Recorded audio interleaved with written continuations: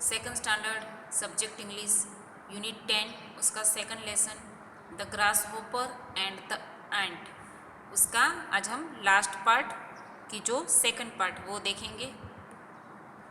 Previous video में हमने देखा था कि कैसे एक आलसी ग्रास होपर रहा करता था कि जिसको काम करना बिल्कुल अच्छा नहीं लगता था और पूरा दिन वो क्या करता था, सॉन्ग्स गाता था और वार्म सनशाइन में खेलता रहता था। और फिर चींटियाँ जो ग्रेन लेकर जाती थी उनके ऊपर वो हंसता था और कहता था कि देखो मैं कितना खुश हूँ।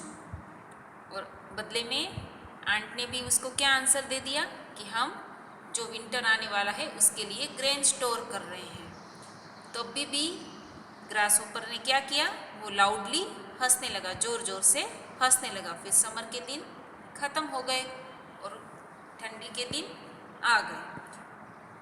ठंडी हवा शुरू हो गई, बर्फ़ भी गिरना शुरू हो गया। फिर क्या हुआ था वो हम देखेंगे। इधर से हमारा स्टार्ट हो रहा है part 2। The last word the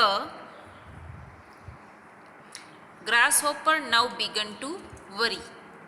ठीक है, अब क्या हुआ, गर्मी के दिन ख़त्म हो गए, ठंडी के दिन आ गए, बर्फ़ भी गिरने लगी। तो अब ग्रास होपर को चिंता होने लगी। वरी यानी कि चिंता, बिगन बिगिन यानी कि शुरू हो गई, चिंता होना शुरू हो गया, ग्रास होपर को चिंता होने लगी। There is no food to eat, no grass, no flowers और लीव्स। अब ग्रास होपर को चिंता होने लगी कि खाने के लिए तो कुछ है ही नहीं। There is no food to eat, there is no food to eat यानी कि खाने के लिए तो कुछ भी नहीं है। और कौन सा खाना, नो ग्रास यानी कि ग्रास यानी कि जो घास होता है वो। फिर नो फ्लावर्स, फ्लावर्स भी नहीं है और पत्ते भी नहीं हैं। I can't see even the tiniest fly और worm.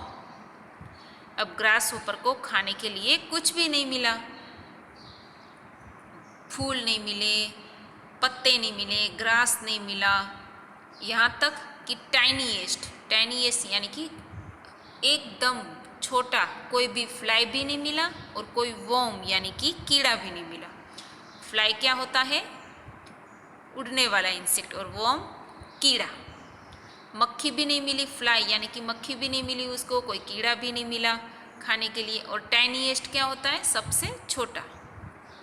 What will I do, अब मैं क्या करूं। आई विल श्योरली स्टार्व, अब मुझे लगता है कि मैं भूख से भूखा ही रह जाऊंगा। आई विल श्योरली स्टार्व यानी कि भूखा रहना। He cried, let me meet my kind neighbour, let me meet my kind neighbour the ant. फिर वो रोने लगा, ही क्राइड, वो रोने लगा। फिर उसको let me meet my kind neighbour the ant, फिर उसने सोचा कि चलो मैं अपने नेबर की जो आंट है, चींटियाँ, उनको मिलूं। तो the grass hopper remembered how the hard working ant had stored away grain for the winter. The grasshopper remembered means याद आना। तो grasshopper को याद आया, क्या याद आया कि कैसे एंट्स यानी कि चींटियाँ जो थी उन्होंने हार्ड वर्क करके विंटर के लिए जो ग्रेन स्टोर किया था वो ग्रासहोपर को याद आया। ही नॉक्ड एट हर डोर। अब देखो ये जो ग्रासहोपर है वो चींटियाँ का जो घर है उधर उसके दरवाज़ा खटखटाने लगा, इसलिए लिखा है ही नॉक्ड यानी कि ग्रासहोपर ने उसका दरवाज़ा ठक ठक किया। Dear ant, I am hungry and cold. क्या बोला ग्रासहोपर ने कि dear ant, I am hungry यानी कि मैं भूखा हूँ और मुझे ठंड भी लग रही है, एंड कोल्ड यानी कि मुझे ठंड भी लग रही है। I have nothing to eat, मेरे पास खाने के लिए कुछ भी नहीं है। इसके लिए है I have nothing to eat यानी कि मेरे पास खाने के लिए कुछ भी नहीं है। Please can you give me some food. क्या कह रहा है ग्रास होपर कि मेरे पास खाने के लिए कुछ भी नहीं है। Please can you give me some food, क्या तुम मुझे कुछ खाना दोगे, ऐसा ग्रास होपर एंट्स को पूछ रहा है। The ant Shuk in anger, अब एंट को बहुत ही गुस्सा आ गया। Lazy one what were you doing all summer, ant ने उसको कहा कि लेजी आलसी, पूरा दिन समर में क्या किया। You were only singing and dancing, तुम पूरा समर क्या किया, पूरा समर में तुम गाते रहे और इधर उधर डांस करने लगे। You should have thought of the cold winter months ahead, तुमको ऐसा सोचना चाहिए था कि आगे विंटर के दिन आने वाले हैं। गो अवे यानी कि इधर से चले जाओ। सी स्लैम्ड हर डोर शट, यानी कि उसने सी स्लैम्ड यानी कि पटकना, उसने क्या किया, उसने ऐसा कहा गो अवे यानी कि इधर से चले जाओ, और जोर से दरवाजे को पटक के बंद किया।